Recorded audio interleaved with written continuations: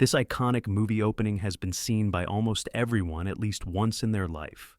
The roaring lion, framed in a golden circle of film, has become a cinematic symbol recognized all over the world. That thunderous roar was not just a sound, it was a signal. The adventure was about to begin.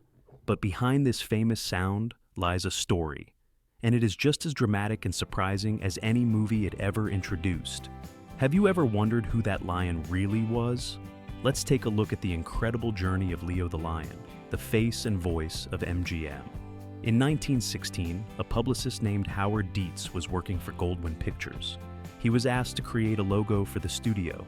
Inspired by his college, Columbia University, whose mascot was a lion, Dietz chose a lion as the symbol. He paired it with a Latin phrase, ars gratia artis, which means art for art's sake. This was the beginning of a legend, and it started without even a roar. When Metro Pictures, Goldwyn Pictures, and Louis B. Mayer Productions merged in 1924, they became Metro-Goldwyn-Mayer, or MGM. The lion logo came with them, and the first real MGM lion was named Slats. Slats was trained by Volney Pfeiffer and was born at the Dublin Zoo. He appeared in all MGM films from 1924 to 1928, but he never roared. He just stared silently into the camera. That was enough to impress audiences in the silent film era. When Slats died, his trainer buried him on a farm in New Jersey.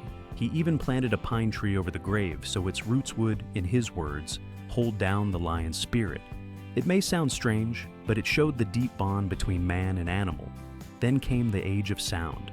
MGM needed a lion that could roar, and so they introduced Jackie. Jackie was the first MGM lion whose roar was heard by audiences. The image was filmed silently, but the roar was recorded separately and added later. Some of the roars were not even Jackie's. Still, he became a star.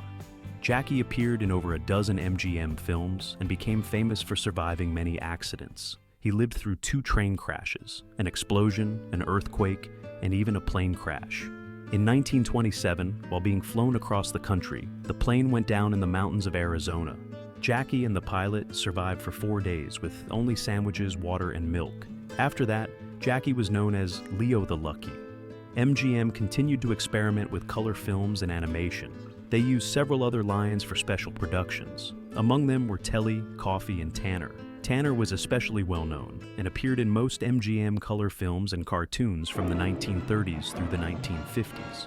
Tanner's roar became the default sound for MGM's animated shorts, including many Tom and Jerry cartoons. In 1956, MGM introduced a lion named George. He had the heaviest mane of all the lions, but he only appeared in a few logos. His time at the studio was brief.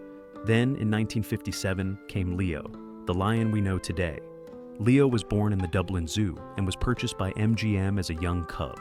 He was trained by Ralph Helfer, who chose him for his gentle and calm nature. Leo had a thinner mane because he was still young, but that gave him a unique look. He made his debut in the film Tip on a Dead Jockey. Leo quickly became the longest-serving MGM lion. His image has been used in nearly all MGM films since 1957. He was so calm and friendly that he appeared on television shows and even let a blind teenager pet him in one episode. In 1982, MGM updated the audio for the logo. Sound designer Mark Mangini replaced the original roar with a new one made from Tiger Sounds. He explained that lions do not roar as ferociously as people think, and the studio needed a more powerful effect. This updated roar made its debut in the film Poltergeist. In 2008, MGM digitally restored Leo's image. They enhanced the color, reshaped parts of his face, and even rebuilt parts of his mane using computer graphics. In 2021, MGM introduced a fully CGI version of Leo for their updated logo. The new version was based on the original 1957 footage, but redesigned to suit modern films. In 2023, the name Amazon MGM Studios was added after Amazon acquired the company. Leo the Lion has become more than just a studio logo. He is a pop culture icon. He has been parodied in shows like The Muppets, Family Guy, The Simpsons, and Monty Python. Even other film studios have poked fun at the MGM lion, but none have come close to matching his legacy. So, the next time you hear that roar, remember this. Behind that sound is a real animal, a real story. a history that spans over 100 years. Leo is not just a logo, he is a symbol of the magic of cinema. He has introduced classics, epics, comedies, and dramas. He has watched the rise and fall of Hollywood empires, and he is still here, roaring louder than ever. Leo the lion reminds us that even a simple sound can carry the weight of tradition, imagination, and timeless art. Thank you for watching. If you enjoyed this story, please like, comment, and subscribe for more stories behind the screen.